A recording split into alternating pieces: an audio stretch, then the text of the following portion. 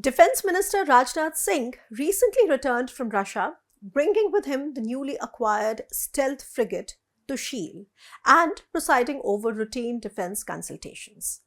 The atmosphere in New Delhi is upbeat, especially by Singh's rather emphatic characterization of India-Russia relations as higher than the mountains and deeper than the seas, a phrase reminiscent of the rhetoric often used by India's neighbors like Pakistan and China.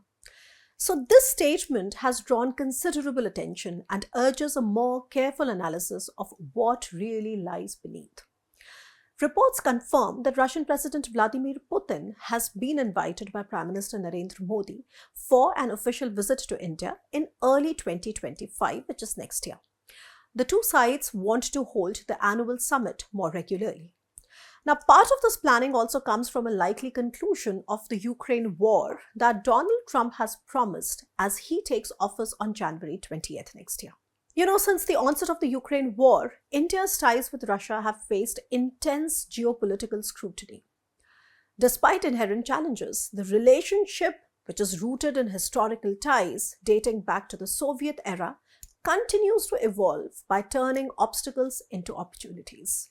However, Russia's decades-long dominance in India's defense sector has not been without issues, including issues like delays, corruption, and conflicting geopolitical alignments, especially now. And today, more complexities are getting compounded. But first, what's with mountains and seas? There cannot be business as usual. The Ukraine war has introduced a significant disruption, straining Russia's military-industrial complex and exports, while increasing its reliance on Chinese dual-use technology. Moscow's growing dependence on China poses a strategic dilemma for India, as Beijing remains India's foremost geopolitical, geo-economic, and strategic challenge, notwithstanding the recent progress on the disengagement along the line of actual control, or the LAC, which, in my opinion, is more of an optics of normalization than genuine normalization. Going by recent reports, India is deploying more weapons along the border, and I think it's right because we shouldn't trust the Chinese. For India, maintaining constructive engagement with Russia remains vital in the broader Eurasian geopolitical framework, even as New Delhi silently acknowledges the limits of leveraging its ties with Moscow to counterbalance Russia's growing reliance on China's wartime economic and technological support. Best friend sleeping with enemy number one. What does this show? It shows that India's approach reflects a preference for incremental diplomacy rather than rigid zero-sum alliances. However, this incremental engagement must be pursued cautiously, avoiding overdoing of rhetoric because the geopolitical landscape is complex and fluid. So, what about India's dependencies and challenges when it comes to Soviet-era weapons? Often when we say Soviet-era equipment, we land up discussing dependencies on Russia, which was a part of the Soviet Union. In reality, we have also dependencies on Ukraine, which was very much a part of the Soviet Union as well. Lately, there are Indian scholars like Professor Mridula Ghosh who know both Russian and Ukrainian languages and are researching the role of other Soviet Union constituents in India's technical progress after 1947. But that's another story. Coming to present day, India's reliance has continued on not only Russia, but also Ukraine for maintaining and upgrading its Soviet-era military hardware. This highlights the pressing need for modernization and indigenization in a tense geopolitical landscape. Persistent conflicts and wars from Ukraine to the Middle East underscore that peace can only be achieved through strength, not neoliberal ideals of shared economic interests. This lesson resonates in the Indo-Pacific, where China's destabilizing actions and deepening ties with Russia have heightened tensions. Amid unresolved structural rivalries with China and a China-backed Pakistan, India must contend with unfavorable power dynamics in air and sea domains, and this requires a robust response. Now, I'll try to explain this a little better. India's current military acquisitions from Russia reflect deals which were signed before the Ukraine war, such as the latest Talwar-class stealth frigates for which Rajnath went to Moscow. By the way, India hasn't signed a new deal with Russia since the war began. Coming back to the frigates, of the four of them, two are being built in Russia's Yantar shipyard, while the other two are under construction in Goa. However, all of them rely on Ukrainian gas turbine engines, underscoring a critical vulnerability. Even as Ukraine supplies these engines despite the ongoing war, and of course, this showcases the resilience of its own military industrial complex, which is hardly studied or analyzed in India, but it is our inability to domestically manufacture such components that leaves us so dependent on external suppliers. This situation extends to India's naval fleet, which includes a whopping 130 warships, all powered by Ukrainian gas turbine engines, and our Soviet-era aircraft, which also use Ukrainian-built engines, even to this day. Now, to mitigate this dependency, India has taken a few steps to secure technology. In January 2024, which is this year, Bharat Forge has acquired a 51% stake in Ukraine's Zoria Mash project, a strategic move to ensure access to critical engine technology. So there is yet another interesting detail that we in India do not discuss much. Ukrainian firms like Zoria and Motorsich remain indispensable, not just for India, but also for Russia, given their contributions to Russia's global defense exports. Do you know that Russia's reliance on Ukraine for key engine components accounts for about 32% of its arms trades revenues? I was myself surprised when I untangled this critical dependency that Russia has with a country with whom it's at war. This vulnerability has been exposed during the Ukraine war, and this complicates the standalone capability of Russia's military industrial base for bigger platforms. Now, what it means for India is that we must urgently diversify our procurement sources while accelerating domestic capabilities in engine production to reduce these kind of vulnerabilities and bolster self-reliance, of course. Without such strides, our defense readiness remains at risk, and there are no two ways about it. Now, let me explain better what I mean when I say those risks. Now, there are several examples of how India's dependencies on Soviet-era equipment have slowed our modernization and could turn catastrophic if a war broke out along our borders. Our modernization efforts include phasing out of the Indian Air Force's aging AN-32 transport aircraft fleet, initially designed by Ukraine's Antonov Design Bureau. While India considered upgrading the fleet for extended longevity, it finally opted merely for spare replacements to keep the aircraft operational. Spare replacement is a stopgap measure to maintain functionality. And please remember, there is a technical difference between upgradation and spare replacement. In a parallel, what we have done is that we have procured C-295 transport aircraft from Spain, and hope you remember that Rajnathji went to Spain to get them. And I think this happened in 2023.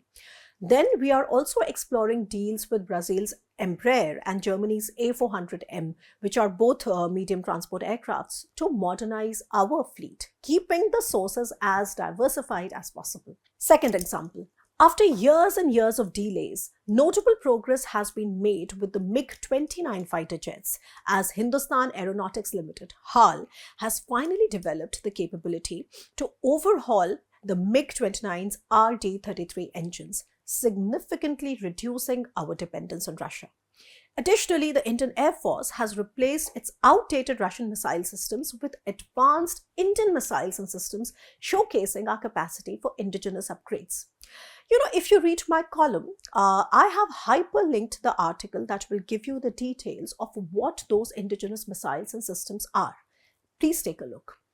However, challenges still persist. Take yet another example, such as the unserviceable Mi-35 helicopters, which have been hindered by Russia's inability to provide the necessary support despite years and years of our requests.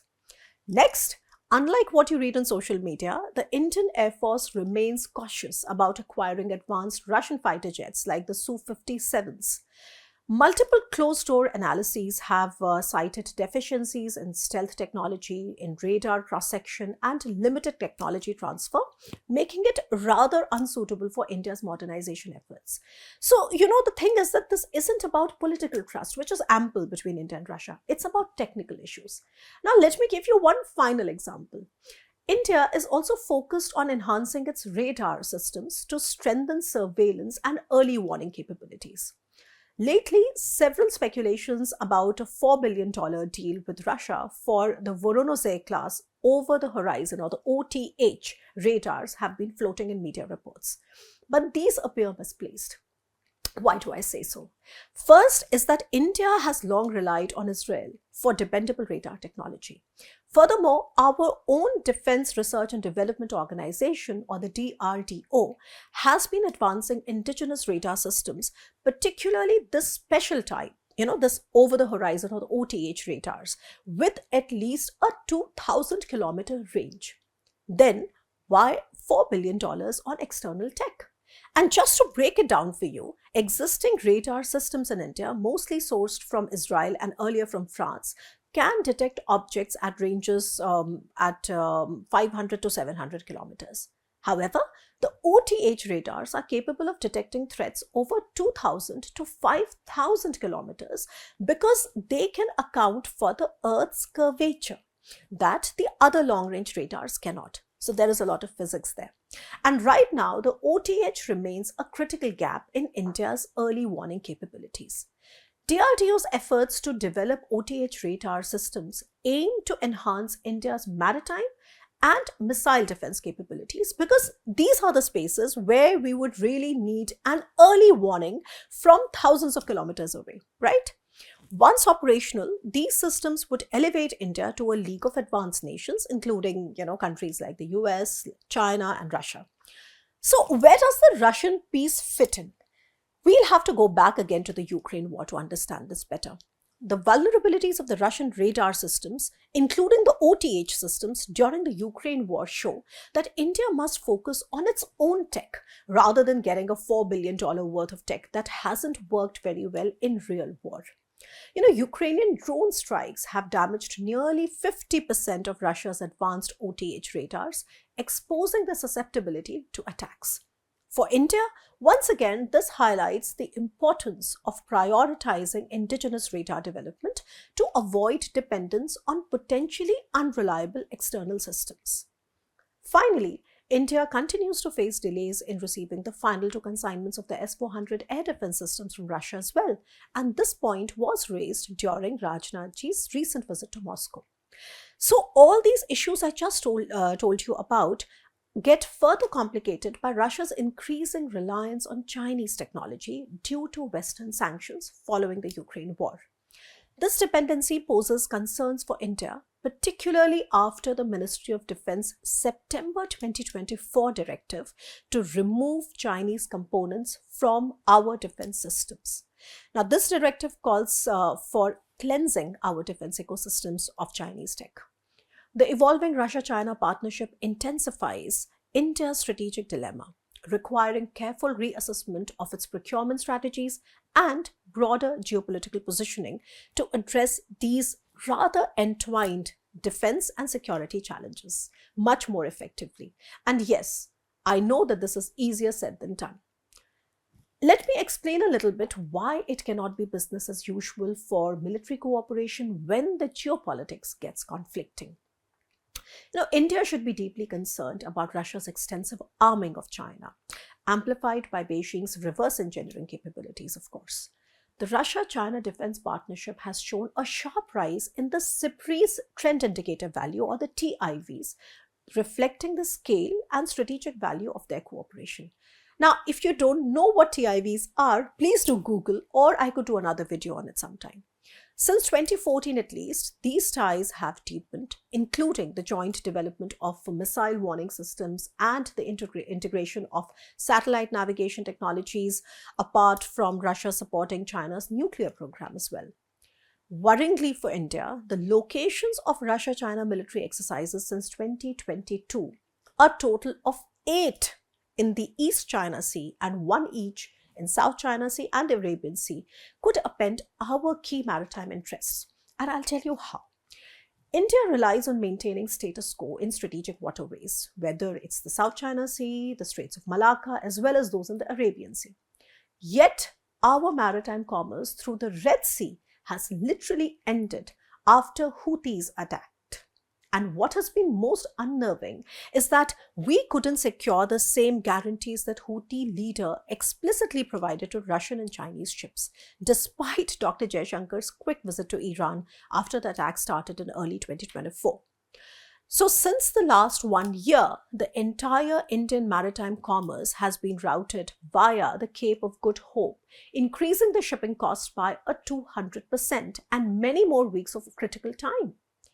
So to conclude, the once dominant India-Russia defense relationship is waning due to a complex web of factors. In my earlier writings, I have given the weapons trade data for Russia that has been falling since the last 10 years and is now at 36% of Indian imports.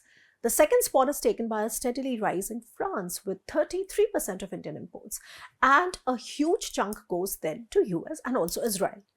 Now, because of the challenges I explained above, Russia's share would fall even more in the future, even when the licensed productions of BrahMos missiles and the Su-30 MKIs will continue, and so will other military hardware dependencies that I just told you about. As a basic explainer, licensed productions are a different category than weapons imports. So what's the next big story for India-Russia ties? It is about crude oil trade. Crude oil supplies have become the centerpiece of bilateral ties today, signaling an interesting shift in the relationship's dynamic.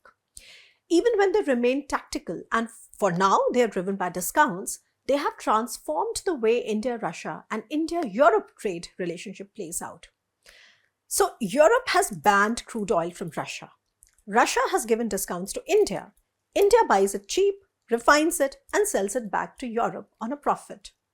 Because of the oil trade, India-Russia trade deficit is ballooning on the one hand, while India-EU trade is in our trade surplus. India must adapt to this evolving scenario, where no black and white exists, and geopolitics is colored in 50 shades of grey. New Delhi needs a balanced and a realistic approach to maintain its strategic autonomy, while recalibrating ties with Moscow and making the best of what comes India's way. Do you think this is transactional?